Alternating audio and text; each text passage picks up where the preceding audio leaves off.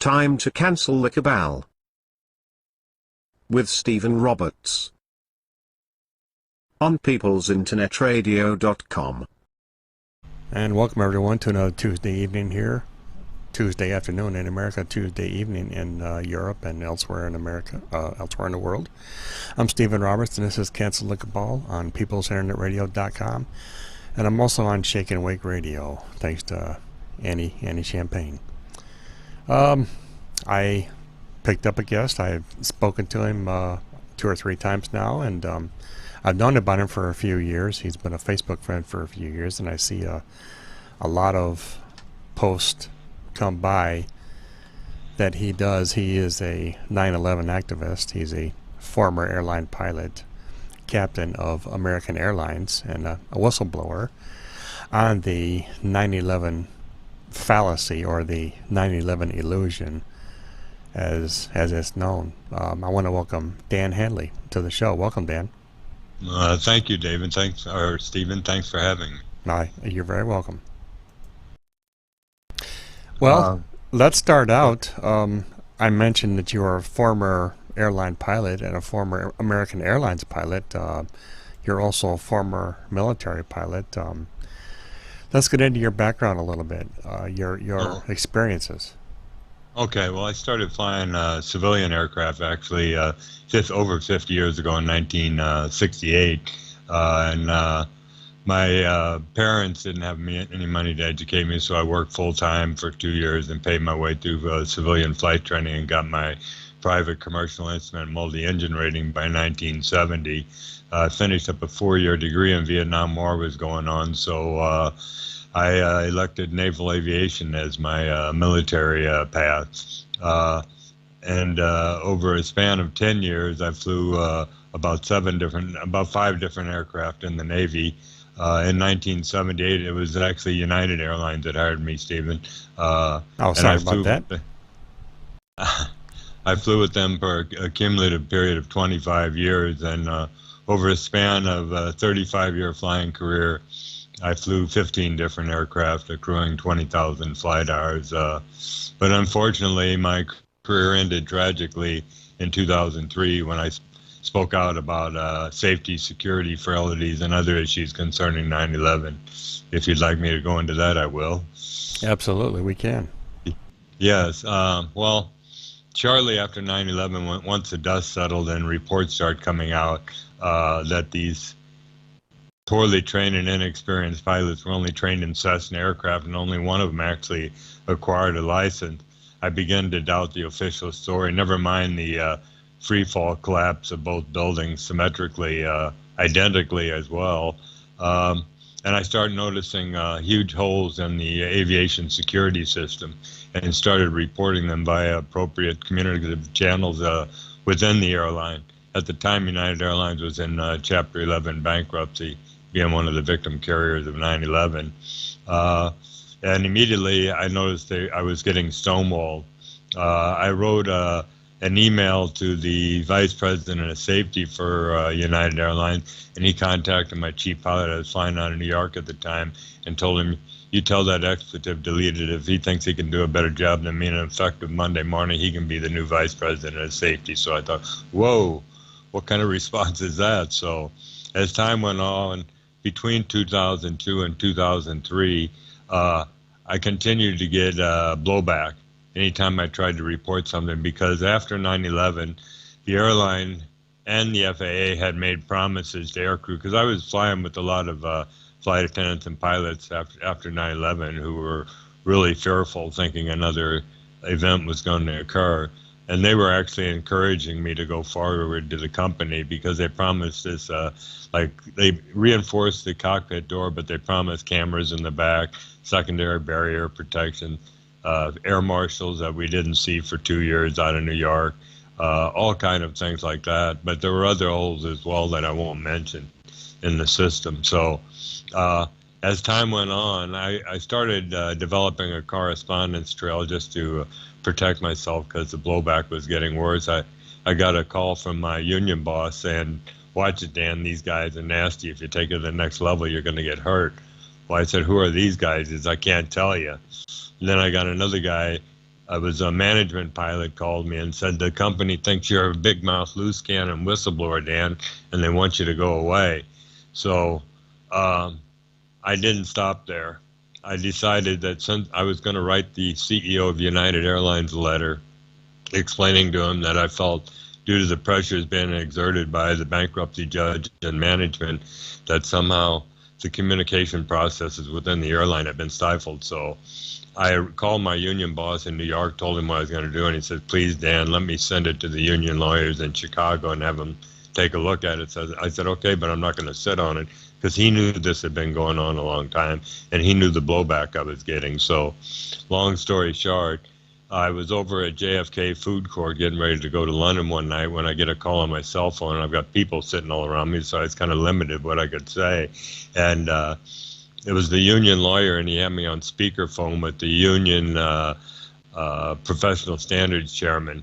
And I said, Bob, did you read the letter I'm going to send in? And he goes, yes. I said, did you agree with the contents? He goes, yes. I said, does it violate federal aviation regulations, company policy, or the union code of ethics? He goes, no. I said, well, you're my union legal representative. What do you recommend I do with the letter? He said, don't send it in. I said, I thought you said you agreed with the content. And the professional standards captain said, go ahead and send it in, Dan, if you never want to fly another United airplane again in your life. Well, I was taken back. I go, well, wait a minute, what are they going to do to me? He says, they'll find some way of professionally, medically, psychologically, or otherwise ground you. Well, this was about 6 months before the event. So to protect myself, I had never failed a check ride in 35 years of flying. I never failed a flight physical or a psychological screening.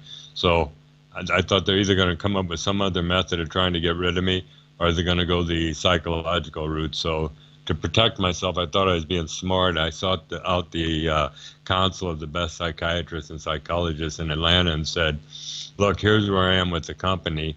Here's all I'm trying to do. I'm afraid they're going to try to terminate me. So for 6 months, I said, prove I'm sane, prove I'm mentally stable, because I need a record of what's going on here. So instead of sending in the letter, I implicated the Federal Aviation Administration by sending in this thing called the Flight Safety Awareness Report.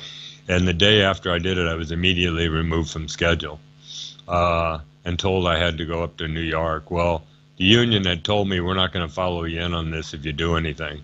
So I told the New York flight office, look, if you're going to have me come in, I need to have legal representation, so I want to bring my own attorney, and they refused. So the thing drug on for a while where we were at an impasse. And finally, my chief pilot calls me and says, look, I ran into the United chief flight surgeon out of Denver, and he told me to put you on sick list. I said, for what? I haven't even seen an aeromedical professional. He goes, it came from up on top, Dan. My hands are tied on this one. So you only have so much sick list on the books. And I was about to run out of sick list, which means no pay, which means it was punitive. So I called him up. I said, what are my options here? He says, the only thing you can do now to protect yourself, it's endorsed by the FAA, United Airlines, and the union, is to submit to the Employee Assistance Program. Well, I knew what that program was all about. It involved someone that had drug problems, alcohol problems, family problems, financial problems, anything that distracted them on the job. Well, I said, I don't have any problems, Bob. The company does right now. So he says, well, it'll guarantee your income will keep coming in. All you have to do is agree to go along with what the company wants you to do and the FAA wants you to do. I go, fine, what's the first step? He goes, we're going to fly you first class to Chicago. You just got to go over and see the flight surgeon over at O'Hare. I said, fine. So I flew up there, went over there, and I meet with this doctor, and the first thing he says to me is, would you be willing to go see our mental health professionals? I said, well, I knew you were going to ask that. I know that's one of the ways that you try to ground people. Of course I will. So there were 2 other pilots in there with me at the time. They agreed to drive me over to what I thought was going to be a doctor's office. And I told them on the way over exactly what was going on and my intent to file a Federal Aviation Administration whistleblower protection report that day at the O'Hare field office. So we get over, and it turns out it wasn't an office, it was a mental health facility. So we go to the front desk, they check us in and directed us to a room, And there was a nun, a Catholic nun that was a psychologist, sits down with me and the two pilots in the room. We start talking. Now, here I am trying to explain to a nun the complexities of communication systems and aviation safety and security, and I saw we were getting nowhere, and it was late in the day, and we were talking for about an hour on this. So finally she says, well, I'm only a psychologist. The company wants you to see a psychiatrist. My mistake here, she said, we can make arrangements for you just to stay here for the night because it's kind of late, and you can see them first thing in the morning. I go, that's fine, I'll do that. So they take me upstairs. The first clue I knew I was in trouble was they took my shoes, my belt, all my personal belongings, and then escorted me down the hall to a room where, in a co-ed wing, where I was put in a room with I found out later, he was a paranoid schizophrenic man, very ill. I was in a mental hospital. So I thought, well, this was kind of a mistake, but they said I had to go along with what they wanted me to do. So I thought, I'll see the psychiatrist first thing in the morning and I'll be out of here. Well, they came back in and told me, look, we need you to come down and take medicine to help you sleep. I said, I'm very tired. I don't need medicine. And they insisted. So I said, fine, I'll go take your medicine. So about 4 o'clock in the morning, they found me unconscious on the floor in my room with my blood pressure 60/40 with a huge welt on the side of my head. I don't know what the medicine. Sounds like they slipped you. Sounds like they slipped you something there. Yeah, I don't know, but they rushed me for an emergency physical the next morning, but I didn't see a psychiatrist the second day. And they insisted. No, they didn't insist. They said, you have to go to group counseling session. So I go in a room. Here I am, done nothing wrong. I'm sitting in with some very mentally ill people, listening to their problems. Had to have meals with them and everything. So I'll jump ahead because there's more to the story. But the third day, finally, I get to see a psychiatrist. She comes down. She's a pleasant lady. We had a nice chat. And I was talking to her just like I'm talking to you right now. And I said, well, Doc, what is your diagnosis? And she says, I'm going to say you're bipolar. And I laughed and I said, you've only been with me how long now? And I've exhibited no symptoms whatsoever of that mental disorder. I said, fine, if that's what you want to do, but I have 2 mental health professionals in Atlanta that beg to differ with you on this. Well, they agreed to release me. My pay kept coming in. So I decided to pay a surprise visit to a union aeromedical consultant out in Denver. He wasn't part of the union. He was just a consultant. He was a psychiatrist. And I burst into his office surprising him because he wasn't expecting me. And after about 20 minutes of conversation, I realized the skids were already greased. They had me out of there. They'd already talked with the FAA, the company, the union, that mental health facility. And they already said, we want you to put in for long-term disability. So yep. I thought, okay, I'll fight this on the outside. Yeah. So it sounds like your fate was already predetermined, like you mentioned earlier. They're gonna find some way to ground you. But I thought we still had a government was my mistake. I thought that I could file an FAA whistleblower protection report, and I had all this evidence and witnesses. And I did file one electronically, waited a couple of weeks, and they lost it. So I filed another one, but followed it up with a certified mailing of a ton of material and called them. And they said, well, this may take 6 months to a year. Well, that was unsatisfactory. And I'll shorten it up here, but over a 5-year period, going to the Department of Transportation, Justice, Homeland Security. Homeland Security deferred me back to the FAA. I wound up at the Inspector General's level at the Department of Transportation, who, after all this time, closed my case without interviewing a single witness or reviewing any of my evidence. So I was run out of town and wasted 5 years of my life believing we had a government.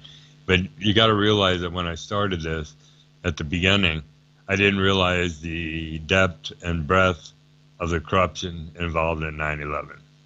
I mean, in 2002, there was no such thing as a 9/11 truth movement. So in some regards, I was kind of naive back then. But since then, I've learned so much about 9/11. I know it was an inside job, and I know who planned and executed it. But that's it in a nutshell. That's how my career ended after 35 years. It destroyed a 27-year marriage. It alienated my two now adult children who still believe the official story.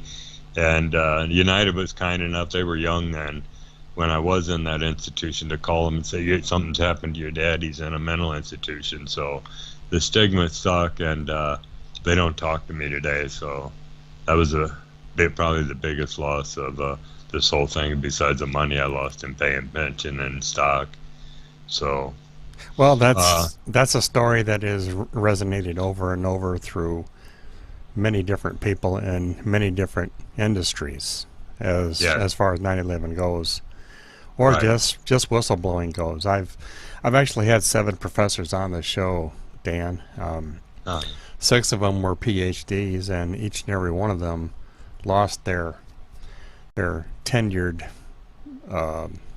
professorship. They lost their jobs, lost their income, lost their respectability, if you want to call it that, for looking at. I actually posed the question to each and every one of them: what happens to academia that looks into conspiracies? And each and every one of them said that they lose their government funding, they lose their job and lose their lives if they end up speaking out. Right. Well, I'll give you an example. I was in email contact with him several years ago, but everyone knows about Edward Snowden, but very few people know about Russell Tice. He was the very first NSA whistleblower, and he leaked the story to the New York Times, and NSA found out about it, so Russell ran to Congress and testified before Congress. But unlike Edward Snowden, who ran off with the goods, he didn't have the evidence, or he said it was too sensitive to divulge in an open congressional hearing. So what did the NSA do with him? They brought him back, and until they could find a shrink that would diagnose him as being mentally unbalanced, which they finally were successful in doing, they pulled his security clearance and fired him. That's why Edward Snowden ran off. That's why he saw what happened to Bill Benny and Russell Tice. So he had no recourse. He's a patriot. He ran off with the goods and spilled the beans over in Russia, or in China, actually. Certainly. That's actually the only recourse that the government has, is to try to find some way to destroy the reputation, whether it's by, Right. Well, in 2006, it was before Facebook, Twitter wasn't even around, before Facebook took off. I had established a large organization called the Airline Whistleblowing Employees Association, and it was a big email system where I asked people to forward emails, sort of like you share a Facebook post now. And one night I get an email in saying that a pilot from Northwest Airlines was in trouble, so they gave me his phone number, and I called him, and it turned out he was revealing illegal modifications on Boeing aircraft. His name was Phil McConnell, and they were trying to force him, the union, the company, the FAA were trying to force him to go see a notorious quack shrink in L.A. named Doc Elliott. I know that name. And I said, you know the name? I've seen I've seen quite a few interviews from Field, yeah. Oh, yeah, well, yeah, he's been friends since 2006. Well, I said, Phil, whatever you do, don't go. Well, he wound up retiring 9 years early, so he could serve as an expert witness in future litigation. So he actually tried to take ALPA, the FAA, and I believe Boeing to court in Washington, D.C., and the judge tossed the case on him. But, having been associated with the National Whistleblower Center and the Government Accountability Project in Washington, D.C. for a few years, I was told by the legal director of the Government Accountability Project that if you're a federal whistleblower in the United States, according to their statistics, you have a less than 2% probability of winning your case. 2%. Yeah, that's that's not really a whole lot. No. Well, the joke around the legal profession is the feds can indict a ham sandwich. That's what the joke is. I believe that. Yeah. Speaking of the feds, you know how vocal I am on Facebook about U.S. government foreign policy, 9/11, and the yes. Israeli stranglehold they have on the government through AIPAC and other lobbies, right? Well, I hadn't been back to the States for 5 years, so my wife and I may decide to go back. And in April, when I made my reservations on United Airlines, the FBI calls my ex-wife in Washington, D.C. and wanted to know everything about my trip.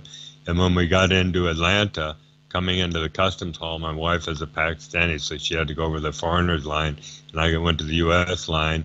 And we're standing there. I'm standing there, and here comes, it turned out to be an FBI agent and a TSA agent with my wife.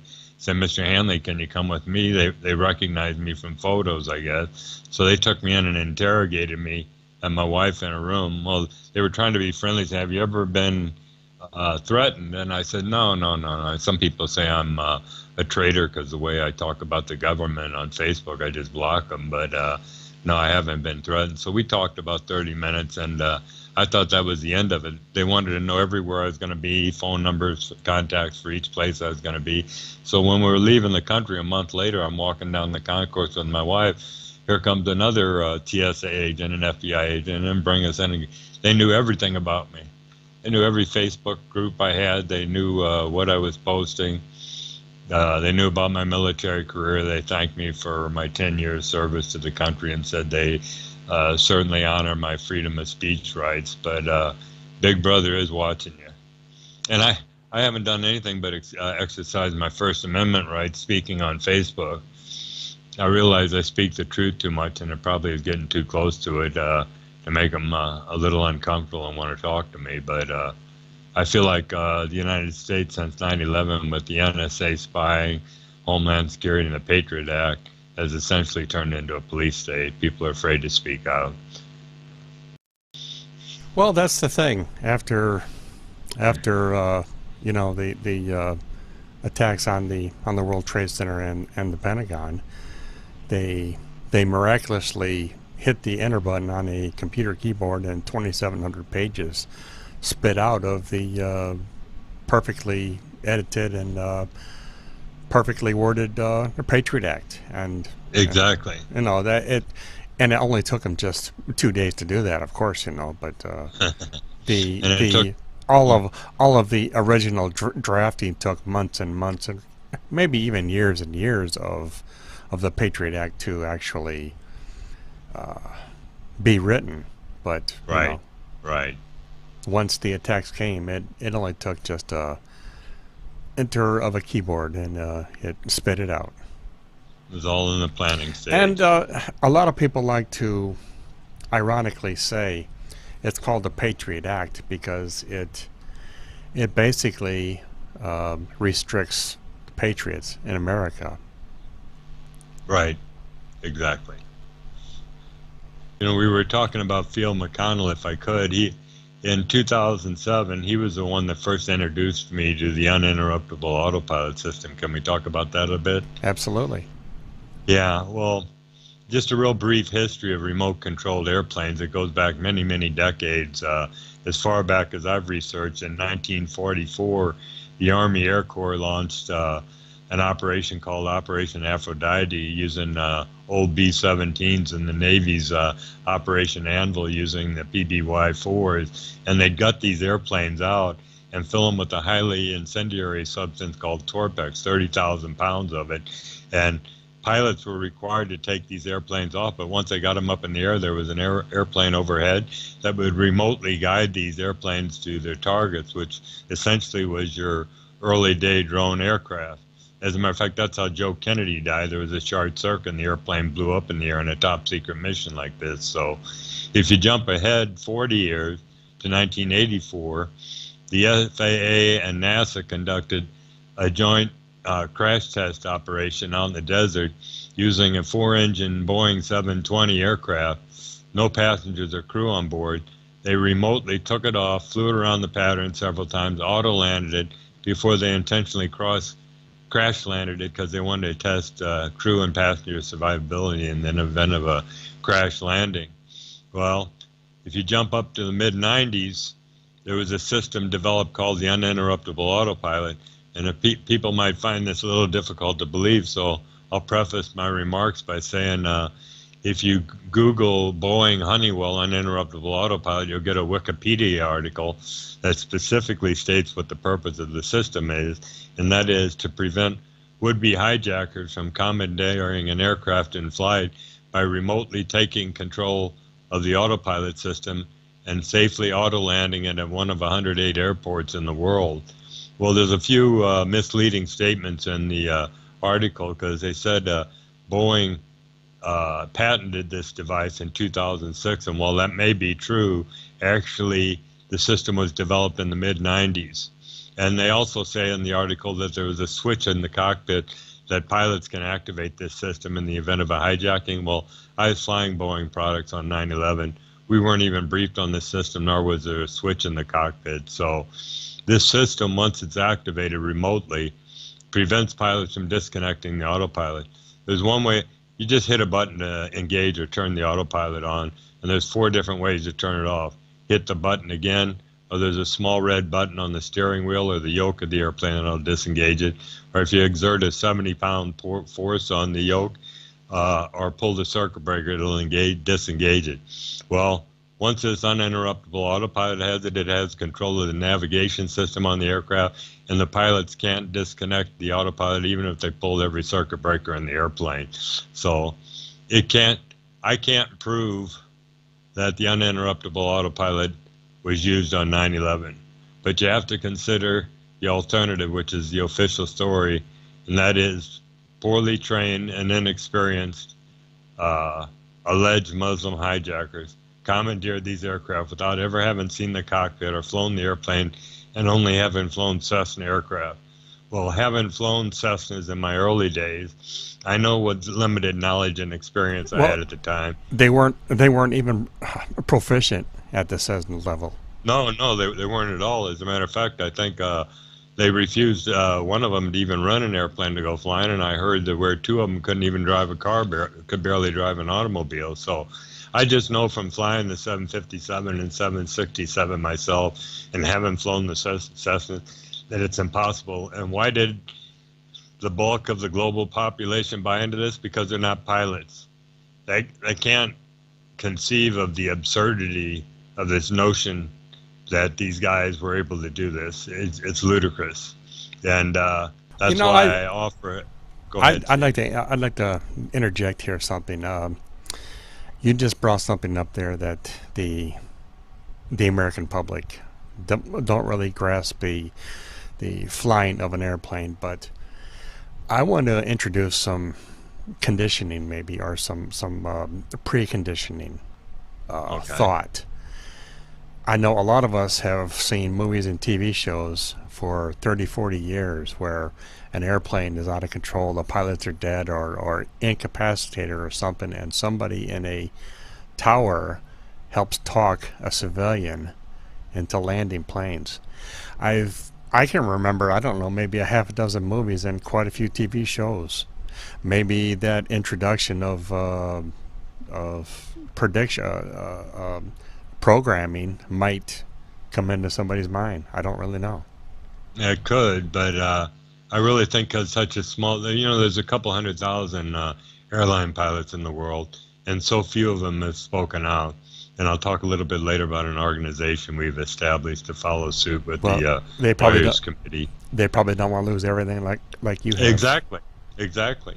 I mean, I've got a blog talk radio program called 9/11 Pilot Whistleblowers, where I'm bringing pilots on, but they're retired, and they're not afraid to speak out. And when I ask this question, do you as a highly experienced and highly qualified pilot believe that the poorly trained and inexperienced alleged Muslim hijackers could have flown the 9/11 profile? And a couple of them have laughed at me. So of course not. It's absurd. The story's absurd. So pilots that have flown any length of period knows that that part of the official story is absurd. But they look at what happened to me. They look what they tried to do to Field McConnell, and the word gets around. And they've got a cush job that pays reasonably well.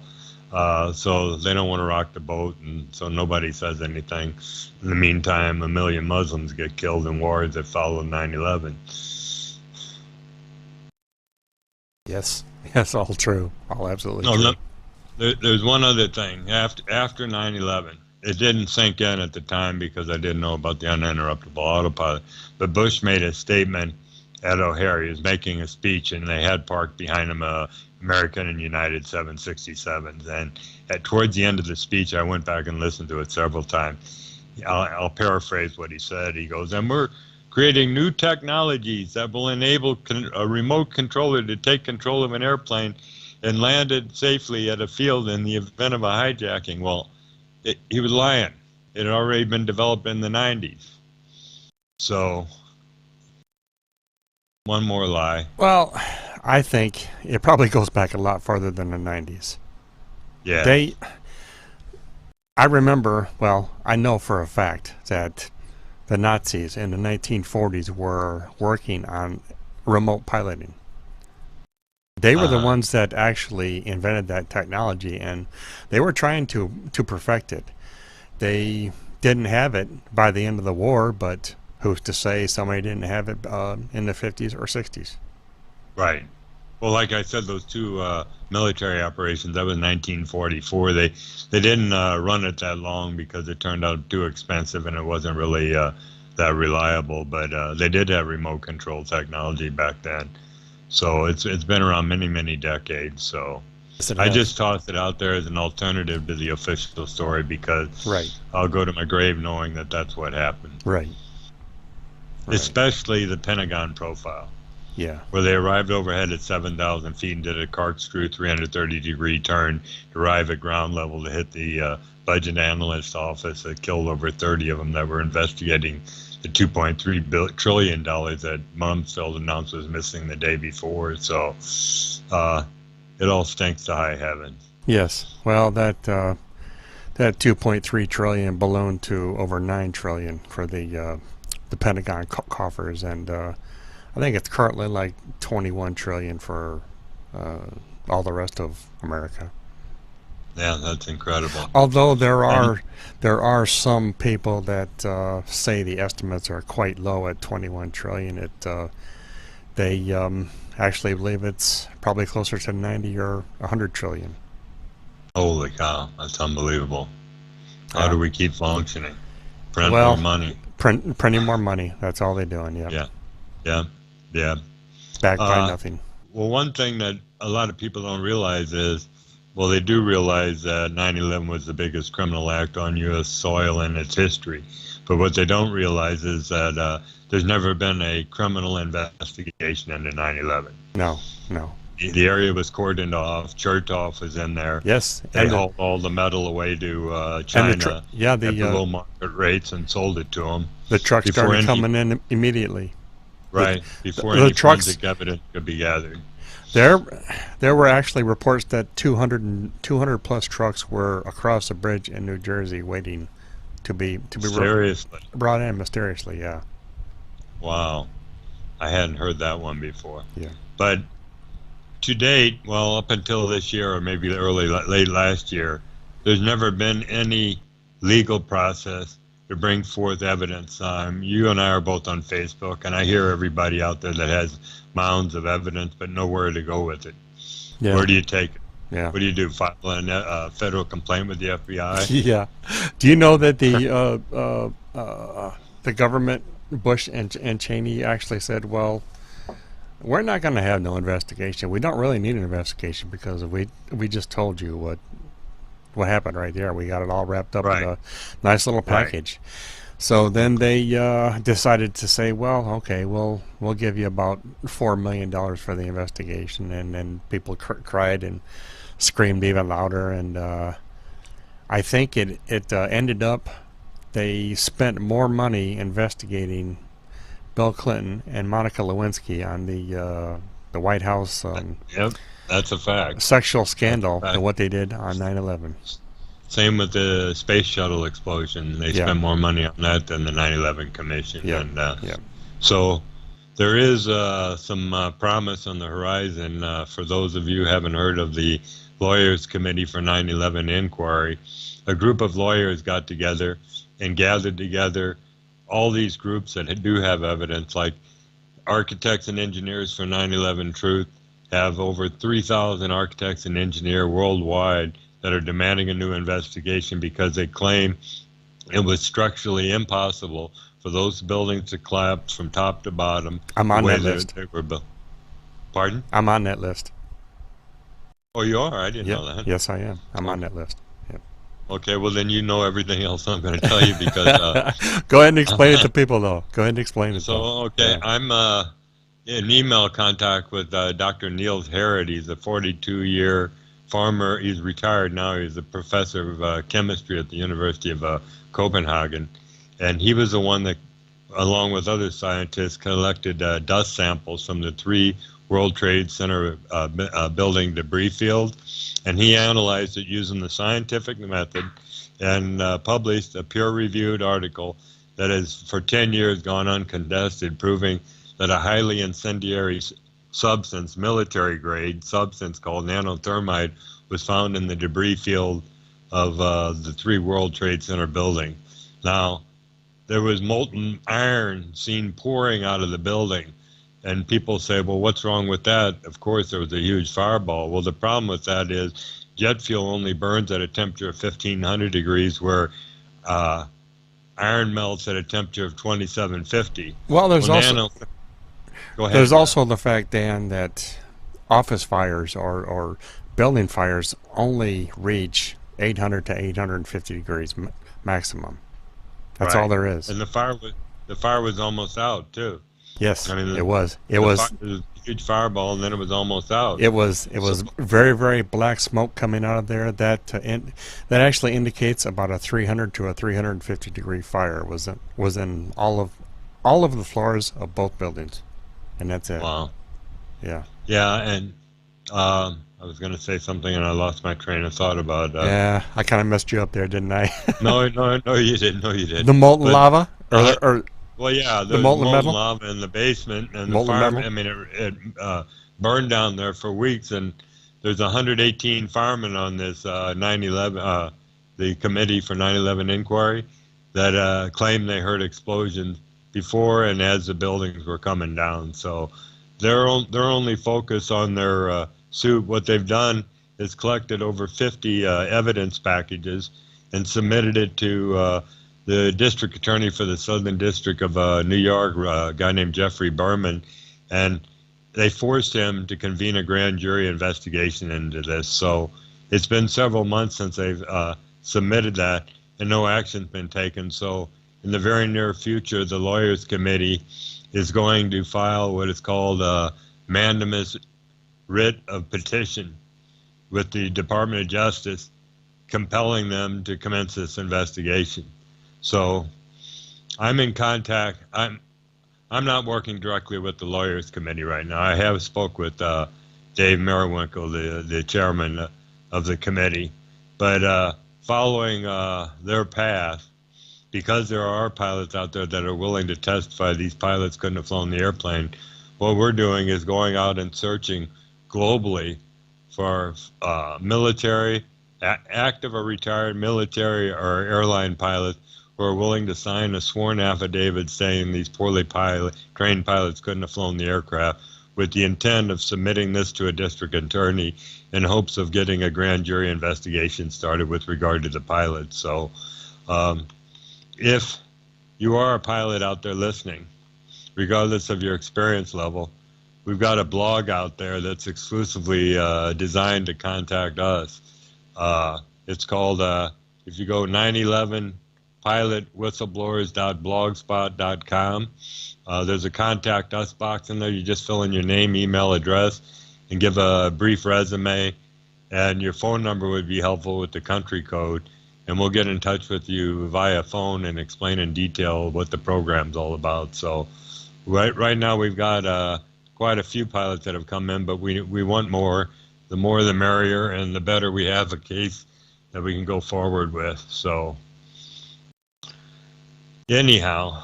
Well, you know, the government is banking on the fact that you're not going to get very much help.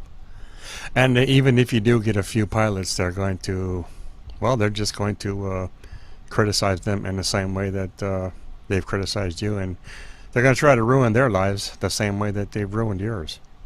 Well, right now we've got a retired pilot, so Yes, yes. no active pilots want to step forward for obvious reasons. So Correct. Yeah. uh, the other the other witness that they have that maybe people haven't heard about is William Rodriguez. I'm sure you're familiar with So, him, Stephen, right? absolutely. Yeah, he was a worker inside one of the Yeah, he two was a buildings that helped a few hundred people get out. Right, he was a janitor, and one of the Janitor, yeah. stairwells Yeah. was his job. And there were 6 sublevels on the ground below the World Trade Center, and he was in one of the middle ones. And when the first plane hit, he ran outside. He had keys. He unlocked doors and Yes. escorted firemen up the stairs, and he helped bring people out of the building. And right as the building was collapsing, he jumped underneath a vehicle, and a passerby saw him jump under there, and they came back and they rescued him, pulled him out. Well, Bush caught wind of this story because the news was reporting him the hero of 9/11 and the last man out. So Bush brings him to Washington, D.C., and gives him a hero award. And he's seen shaking hands with Clinton and all the heavies in D.C. And then William goes to testify and says, "Oh, by the way, right before the first airplane hit, there was a huge explosion. Explosions. That rocked the floor." Yeah. Yeah. And All of a sudden, the they didn't want everybody nothing. ran away from him. They didn't want nothing to do with him after that, did they? Yeah, because they had made him know we're gonna have you run for political office. We're gonna do books, the movies. They wanted to make him the star. Yeah, they wanted to make him the I don't know what that's called, the poster boy. That's what they wanted to make him, the poster Exactly, boy. exactly. Well, And they William, up until recently, I think he finally quit his tour, but he's toured the world giving talks on this. Well, He even I always he goes to, go ahead. I kind of wondered about that because I'm glad I got your story or the version on that because Yeah.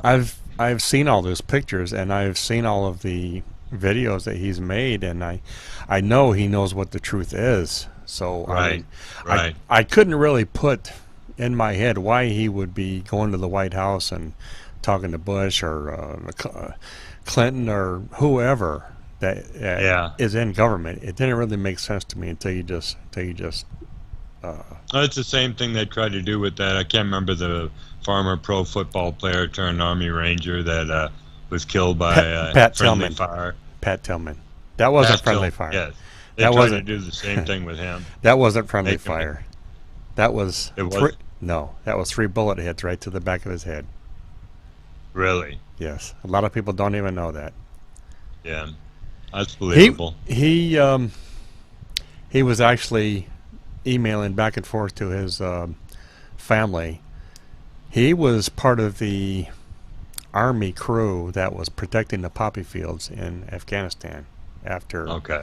after 9/11, and it finally occurred to him, we're not doing this for good. We're doing this for the bankers. We're doing this for the establishment.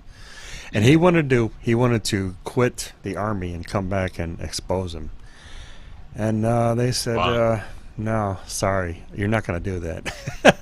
We're going to make, Yeah. and they made him a martyr.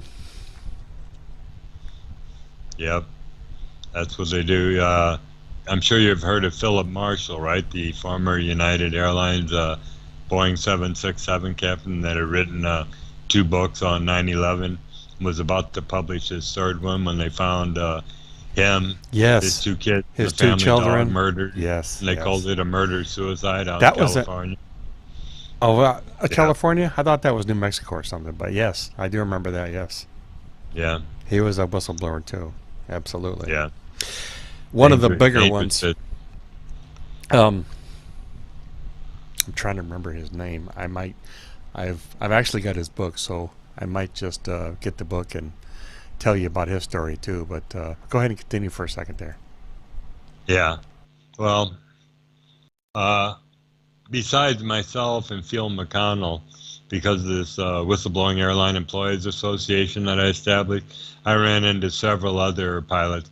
They weren't grounded for trying to report things on 9/11, but they were trying to report safety issues at their airline, and the same thing. The same quack shrinks involved got them grounded. So it isn't peculiar to just 9/11. If they want you out of the job, they'll get you out of there somehow. Yes. I was talking to a woman last month, and she was telling me of a lawyer in Florida who was speaking out about 9/11, and the Florida Bar Association pulled his license, and now he's cutting hair. He's a barber. Yeah, typical story. That man's name is Michael Rupert. He was. Yeah, yes. Yeah, he was a CIA whistleblower Yes. back in the early '80s, and they Yeah. pretty much ruined his life for 30 plus years until he. Well, they Didn't he run to South America no. for a while? Oh, He- I thought he did. He might have, but he did come back to the San Diego, Southern California area, and apparently, or allegedly, however you want to look at it, he committed suicide. But Oh yeah, right. yeah, that's what I'm saying. He was suicided. Suicide. Yeah. Yeah. Well, I established a grassroots group called Pakistanis for 9/11 Truth because most people don't realize that more than any kind. Now I'm talking strictly with regard to deaths related to terrorism. Pakistan's lost 70,000 lives due to terrorists in the country, which is more than any country in the world. I mean, I realize there were more Iraqi deaths, there were more Syrian deaths, but with regard to terrorist deaths, Pakistan suffered a lot. And right after 9/11, right after 9/11, then Under Secretary of State Richard Armitage paid a visit to then former military dictator Pervez Musharraf and told him, "You either join us in our war on terror, or, quote, we will bomb you back to the Stone Age." So Pakistan was kind of forced into it. As a result, they've spent $120 billion in fighting the war on terror for the last 18 years. And thank God we have a current prime minister over here that said enough is enough. We'll never fight another country's war for him again. And he's standing strong against the United States. So after 18 years, the United States that says we don't negotiate with terrorists is over in Doha, Qatar, negotiating with the Taliban. And why can they do that? Because they never placed the Taliban on the list of terrorist organizations. Yeah. Very conveniently. Yeah. I've got a friend that's listening, Dan. He actually said that Rupert's family was offered asylum in the Netherlands, and Okay. and they declined. Wow. Yeah. Wow. Well, I'm not hiding in Pakistan. No, but you are in Pakistan, though. Yes, I am in Pakistan, but I met my current wife through a mutual friend in London, and we started chatting on Skype, and I invited myself over for her birthday 10 years ago and kept coming back, and we fell in love, got married, and we've been living here ever since. She's a Pakistani nationalist and a patriot and doesn't want to leave the country. She's got family over here and everything, so Well, that's good. here we are. That's good. Yeah. Because I've been accused of hiding out in Pakistan because of my big mouth. And nothing. Well, I've had too many people all over the world tell me I need to get out of America, and there really is no place to go. There isn't going to be any place to go one day soon. Right. And Right. besides, the fight is right here. Right. Right. Well, if this lawyers committee grand jury, if somehow it gets quashed, then I hold no hope of any justice as far as America, as far as 9/11 goes. Right. I see no one. I mean, everybody's got all the facts, but no place in government to take them to. And I think it's a good definition of fat chance to think that Trump's going to go ahead and reopen an investigation, regardless of what he said during his campaign. That was all. That was all just campaign lip service. That's all that was. Right. Right. Well, there's still a lot of people out there believe he's going to do it, but Yeah, I know, and they're going to vote him back in another year. Yeah. Because he's probably going to start the same kind of lip service, and he'll get reelected again. Yeah. Yeah. It's tragic. It's sad. It isn't the America I grew up in, or maybe well, no, it didn't start till I believe Kennedy was assassinated. Yeah. I don't know. I don't know what your position on I don't know, maybe you've seen over the years, if you remember one of the, I think it was the first Godfather movie, where it showed the mafia corrupting and blackmailing politicians. Oh Well, yeah, I remember. Yes. we have all heard over the years that the mafia and the CIA do that practice. They corrupt and blackmail politicians with, normally it's with underage children, sex. Yeah. That's Yeah. their biggest catch that they have, along with other dirt. But I don't Yeah. believe anyone gets into government, even at the state level, without having dirt on them that they can be controlled.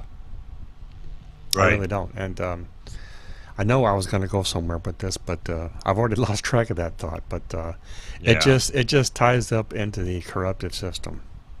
Well, in July 2006, out of the clear blue, multi-millionaire from Chicago contacted me because his aluminum metals company had been stolen out from under him by the same bankruptcy judge that oversaw the United Airlines bankruptcy, which incidentally during the course of that bankruptcy they terminated a $10 billion employee pension plan, which was the largest termination in history of any pension plan.